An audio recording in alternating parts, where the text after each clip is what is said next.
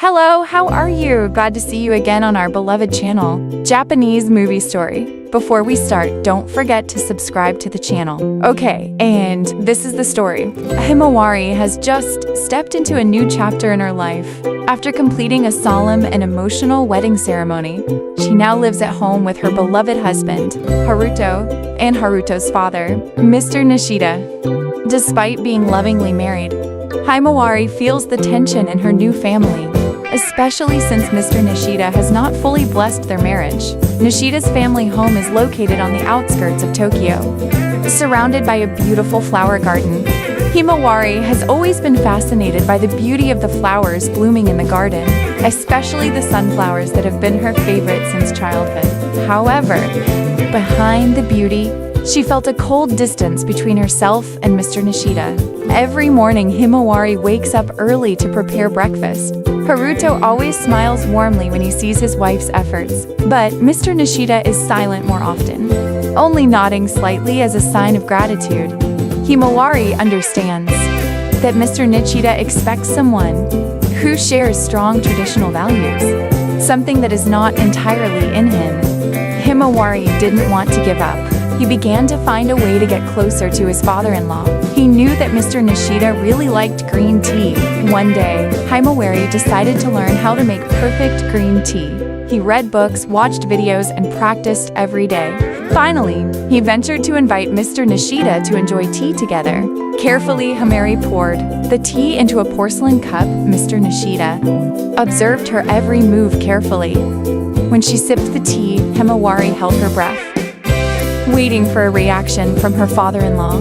Mr. Nishida put down his cup, and for the first time, he smiled warmly to Himawari. "This tea is delicious, Himawari-san." "Thank you," he said in a softer voice than usual. Himawari felt relieved and touched.